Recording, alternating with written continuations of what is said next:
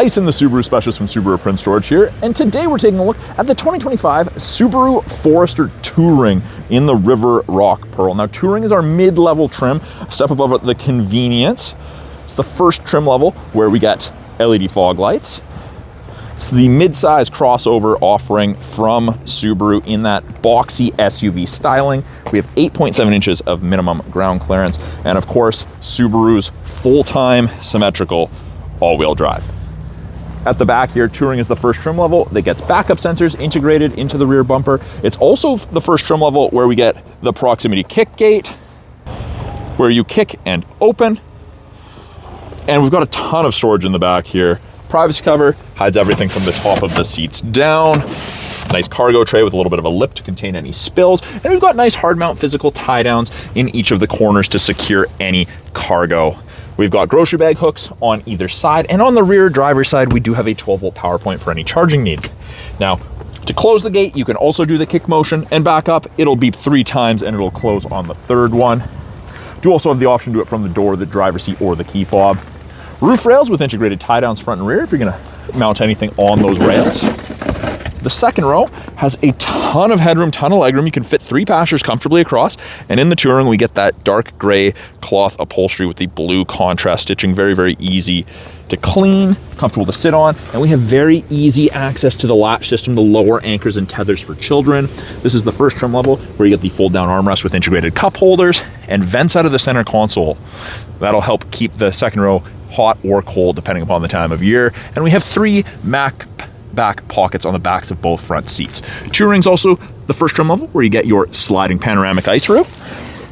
Rear door card is soft touch, in addition to a soft touch armrest. And we have a little bit of storage with the bottle holder there and exceptionally easy access to the child locks. Up front, the door card is going to look very similar to that of the rear in terms of soft touch, but the front windows are auto, regular power windows for the rear, and we have window lock if you want to stop someone from playing with the windows. There's a little bit more storage in the front door card versus the second row, bottle holder, and this is the first trim level where you get the power driver's seat, including lumbar. And it's the same seating material up front, that cloth upholstery, but the seats are specially designed for long distance travel to reduce fatigue and increase alertness. Inside the Touring, we have our leather wrapped heated steering wheel. Left-hand side of our steering wheel, we have our Bluetooth and audio control, so you can make and take calls, control the volume of the calls and the music. Right-hand side has our adaptive cruise and lane centering. Now, both of those use these 3 black boxes, those color stereo EyeSight cameras, to look for cyclists, road lines, pedestrians, and other vehicles. They're also responsible for automatic emergency braking, which saves you 10% on your basic insurance here in BC. Now, this is an auto-dimming rear view mirror, so there's no switch to flick if someone's got the brights on behind you. It just automatically dims, and you can hook up to 3 separate garage doors to the mirror through the HomeLink system, so you don't have to carry a bulky visor opener with you. Below that, we have our 11.6-inch touchscreen infotainment system that they've broken into 3 portions. Top portion gives us what we're listening to. We've got widgets, we've got weather as part of your satellite radio trial, and this is where we gain access to X mode, which is like 4 low in a pickup.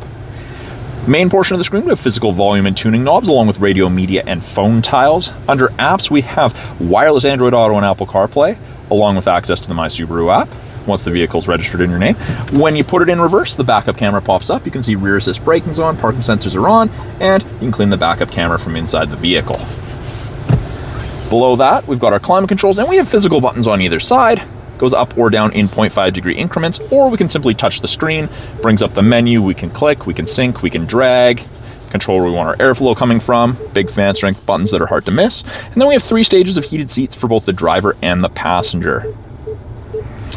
Below the screen, we have 2 USBs, an auxiliary, and a wireless charger. If you don't want it charging, simply turn it off. It is an automatic CVT with manual mode. We have paddles. We can manually select our own gears in the CVT.